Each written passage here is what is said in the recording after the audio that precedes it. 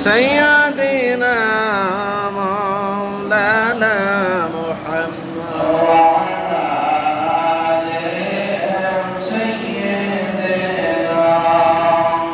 مولانا محمد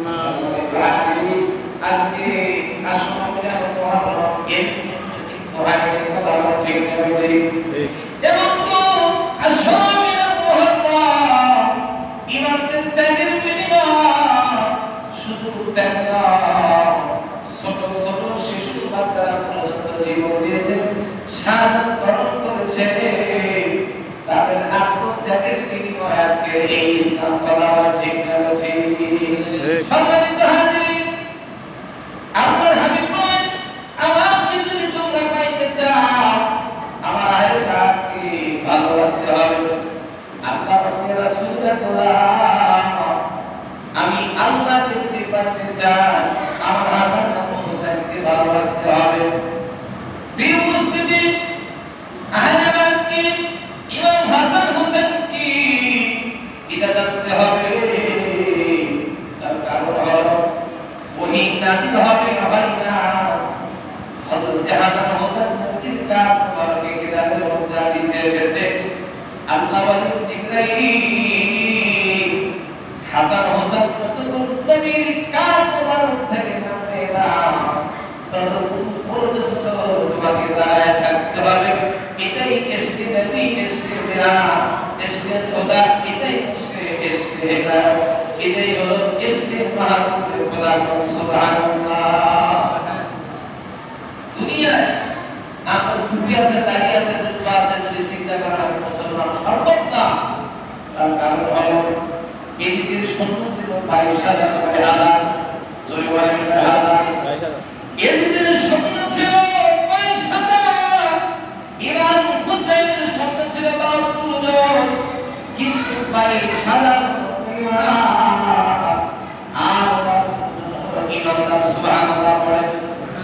9 তারিখ রজনীতে ইমাম হুসাইন তার মধ্যে এর আগের ঘটনা, ইমাম হুসাইন যখন সোহাদায়ে কারবালায় চিঠি আসতেছে কুফা থেকে, কুফার এরকম চিঠি দিচ্ছে, আমি 22,000 মতান্তরে 30 থেকে 32,000।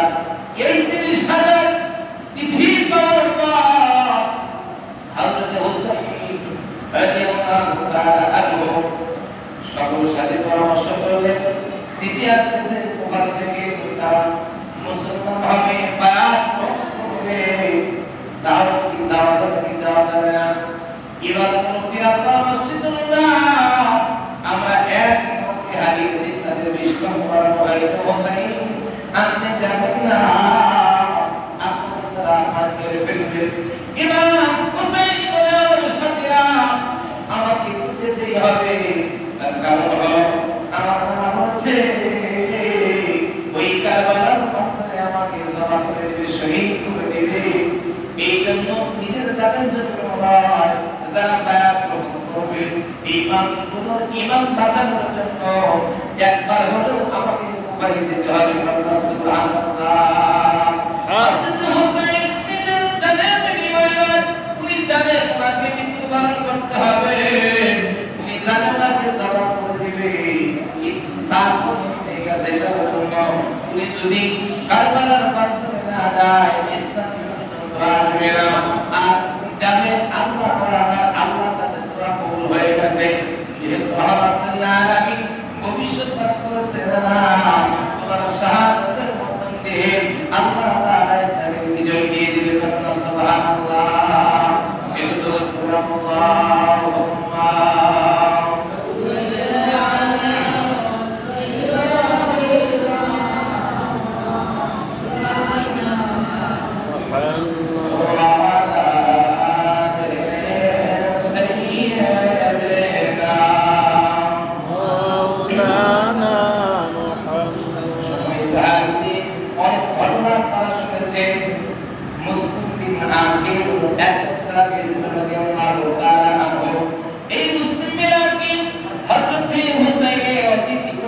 ছিল, এরাকে যদি ধ্বংস করা হয়, আল্লাহর রাসূল এই মুসলিম বিরাটকে উনি যখন কোরআন উদ্দেশ্যে রওনা দিবে, ইসলাম পৌঁছানোর জন্য আগে রওনা করেছে ওনাকে পরিপূর্ণ জিয়ারত করে নিয়ে গেছে জবাব করার জন্য দুইটা ছেলে শহীদ হয়ে গেছে সাইয়েদনা আব্বাস রাদিয়াল্লাহু তাআলা বলে এ দুনিয়ার মানুষ এই দুইটা ছেলে মুহাম্মদ ইব্রাহিম পূর্ণিমার সাদের সাইতে সুন্দর চেহারা সুবহানাল্লাহ এই আওয়াজে রাসূলুল্লাহ যখন মুসলিমকে নিয়ে যাওয়া করে নিচে নিয়ে যাচ্ছে দুইটা ছেলে জঙ্গলের মধ্যে দিয়ে দৌড়াচ্ছে তাফসীরের মধ্যে লিখছেন তাফসীর রুহানের মধ্যে আছে তাফসীর ইবনে আব্বাস তাফসীর কাসিরের মধ্যে লেখে ইবনে কাসির বলতেছে দুনিয়ার অনুসারে এই মুহাম্মদ ইব্রাহিম দুই জায়গায় জঙ্গলের মধ্যে ঘুমায় গেছে আর সে ওই জমানায় একদম বেঈমান ছিল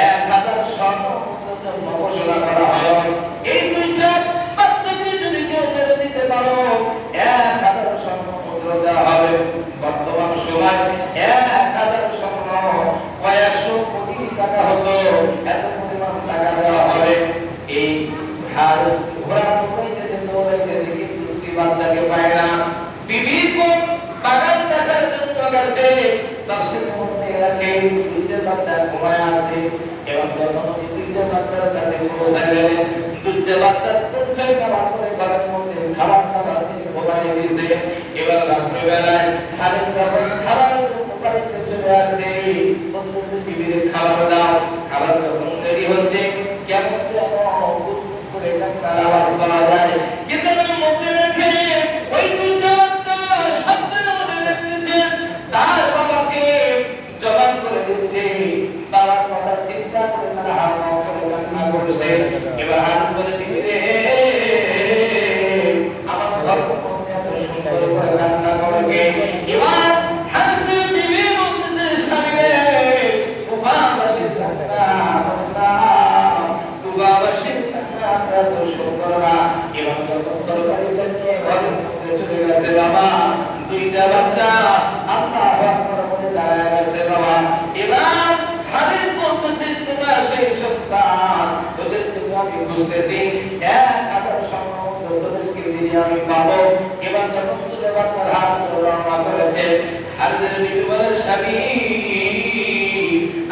আল্লাহর দয়া সারা দেন এই দুইটা বলে তাদের জিয়ারত ছেড়ে দেন এবার হারিস বলে বিবি না আজকে কয়েকদিন হলো এই বাচ্চাদের জন্য আমি ঘোড়াটা বানিয়েছি ঘুম হারাম করেছি 1000 স্বর্ণ মুদ্রা আমার লাগবে এটার মধ্যে রাখে বিবি যখন তাকে থামাইতে পারে না হারিসের একটা পালক পুত্র ছিল ছোটবেলা থেকে পারে উনি ছিল আফ্রিকান কালো মানুষ হাবশী মানুষ এই ব্যক্তিটার সামনে একটা পালক নিয়ে দাঁড়ায় গেছে বলতেছে আব্বা ও হারিস ছোটবেলা থেকে আপনি আমাকে লালন পালন করেন সন্তানের মতো আব্বা আমার একটা ব্যাপার আপনাকে রাখতে হবে এই যে মদিনা সত্য সত্য বাচ্চাদেরকে আপনি ধরে নিয়ে যাচ্ছেন ওবাইদুল্লাহ বিন জিয়াদের কাছে ইমানের কাছে এই ইমানের কাছে না আল্লাহ রাসূল ছেড়ে দিন এবার যখন ছাড়ে না এবার ওই বাচ্চাটা হাসি তার কাছে আমাদের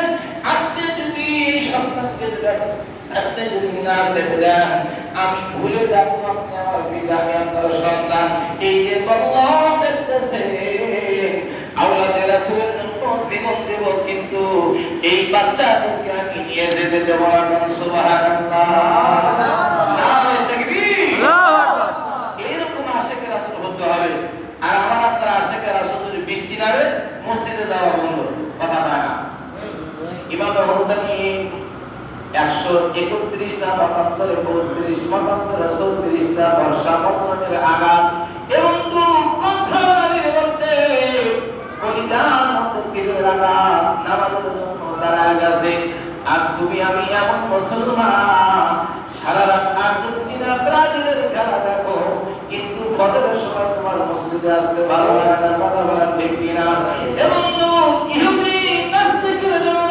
তোমার মনটা যদি কাঁদে একটা চিন্তা করো যখন কেউ ছিল না আর্জেন্টিনা ব্রাজিল ছিল না তখন হোসেন ছিল কথা বলা ঠিক কিনা হোসেন তোমার জন্য জীবন দিয়ে দিল কিন্তু তুমি মেসি আর্জেন্টিনার জন্য নিজের ভাই ভাই মারামারি কথা বলা ঠিক না বেটি মেসির জন্য নেইমারের জন্য নিজের ভাইকে আরেক ভাই করার জন্য একটা বার চিন্তা করে দেখো না এই মেসি এই নেইমার কোনদিন তোমার কোনো কথা রাখবে না, কথা বলা ঠিক কিনা? ঠিক। আবার অনেকে বলতেছে কয় মুসলিম কান্ট্রি খেলতেছে এটা সাপোর্ট, এটাও হারাম, খেলাই হারাম। আপনি মুসলিম খেলো কালকে যে খেলো, কথাটি বোঝা যায়? সৌদি আরব আছে, ইরান আছে, জর্ডান আছে, ওমান আছে, যে খেলবে হারাম, খেলাটাই হচ্ছে হারাম। এখন যদি সৌদি আরবের ইমাম সাহেব যদি এখানে যদি ফুটবলের যদি অধিনায়ক হয়, এটা কি হারাম হবে? না, হারাম হবে কি? আমরা বলি যে আমরা মুসলমানের সাপোর্ট দিচ্ছি, সাপোর্ট নিয়ে কি এটাই তো হারাম, খেলাটাই হলো হারাম। সাপোর্ট যদি নেন, সাপোর্ট যদি আপনি নিতে চান, আসলে মিলাদ মুহররমের 9 তারিখ রাত্রিতে আপনার ঘুম পাড়ার কথা ছিল না, এই হুসাইন তার মধ্যে বাউতুল কোরআন তেলাওয়াত করলো, পানি নাই, গলাটা শুকায় গেছে, পানি নাই, গোসল নাই, গোসল পানি দেওয়া হলো না, গোসলের পানি খাবার পানি দেওয়া হলো না, তবু তারা আমাদের সামনে নামাজে দাঁড়িয়ে গেছে। তোমার বাড়িতে মোটর আছে, ফ্রিজ আছে, টিউবওয়েল আছে, তারা পাম্প আছে, এত কিছু থাকার পর তোমার দুর্ভাগ্য হয় না, কথা বলা ঠিক না? ঠিক কেমন করে আপনার দোয়া কবুল হবে? আহলে বাইতের ভালোবাসা যদি না থাকে তাহলে কি হবে মসজিদ দিয়ে, কি হবে মাদ্রাসা দিয়ে? তার কারণ হলো হুসাইনের তাবুতে আযান হয়েছে, এজিদের তাবুতে আযান হয়েছে, হয়েছে কি না? তারাও নামাজ পড়েছে। ওবাইদুল্লাহ ইবনে জিয়াদ উনি বলেছে হুসাইন রাদিয়াল্লাহু তাআলা আনহু কল্লা মুবারক, মাথা মুবারকটা যখন কেটে ওনার পায়ের সামনে রাখা হয়েছে, উনি তখন মিছিল করেছিলেন বল্লম দিয়ে মাথাটা ঘুরিয়ে যে আল্লাহ তাআলা আমাদেরকে বিজয় দিয়েছে। নাউজুবিল্লাহ বলেন, আল্লাহ কি বিজয় দিয়েছে? তারা ধোঁকা দিয়েছে ইমাম হোসেন রাদিয়াল্লাহু তাআলা আনহুকে, তারা ধোঁকা দিয়েছে। ইমাম হোসেন রাদিয়াল্লাহু তাআলা আনহু বলেছিলেন, আজকে যদি আমার এই ছোট বাচ্চা আলী আসগরকে যদি তোমরা এক পেয়ালা পানি দাও, আমি হোসেন বলছি কিয়ামতের ময়দানে আমি সুপারিশ করে নানার জান্নাতে নিয়ে যাব। সিল্লাহ বলেন মারহাবা। তাদেরকে জান্নাতের সার্টিফিকেট দিতে চেয়েছে, তাই তারা শোনেন নাই।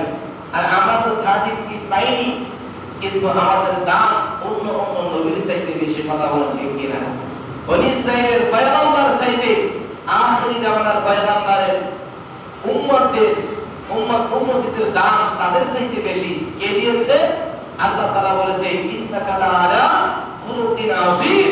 পৃথিবীতে যত নবী রাসূল আসবে, যারা আসবে, সবার চাইতে আমি কারো চাইতে সার্টিফিকেট দেইনি।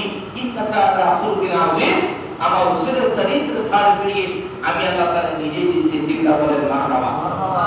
এই আমার ভাইরা, ভালো যদি বাঁচতে হয় হাসান হোসেন রাদিয়াল্লাহু তাআলা আনহুকে ভালোবাসতে হবে। তার কারণ হলো এরাই হবে জান্নাতের সর্দার। হযরত ফাতিমা জোহরা রাদিয়াল্লাহু তাআলা আনহা, উনি হবে মহিলাদের মা বোনদের জান্নাতের সর্দার। হযরত মাওলা আলী কারামাল্লাহু ওয়াজহা, যাকে বলা হয় আসাদুল্লাহিল গালিব, যিনি যুদ্ধের ময়দানে বাম হাত দিয়ে ৭২ থেকে ১২০ ফুট ওজনের একটা লোহার গেট আল্লাহু আকবার বলে উনি ছেড়েছিলেন। সাহাবায়ে কেরামরা যখন আল্লাহ রাসূলকে বললেন এই ঘটনা, আল্লাহ রাসূল বলেন আলী আজকে তুমি হাত দিয়ে উঠাও তো। হযরত আলী আর পারে না, ৭০ জন ১২০ জন সাহাবী মিলে সেই দুর্গ উঠাইতে পারে না। আলী বলতেছে ইয়া রাসূলুল্লাহ, কিন্তু যুদ্ধের ময়দানে আমি বাম হাত দিয়ে কেমন করতে পারলাম? আল্লাহর হাবিব বলেন আলী তুমি হচ্ছো পাক পাঞ্জাতনের একজন, তুমি হচ্ছো হাবিবুল্লাহ নবীর জামাতা, তুমি হচ্ছো হাসান হোসেনের পিতা, ফাতিমা জোহরার জামা, ওনার স্বামী। আল্লাহ তাআলা তোমাকে বার করেছে কাফেরদের বিরুদ্ধে। আসাদুল্লাহিল গালিব।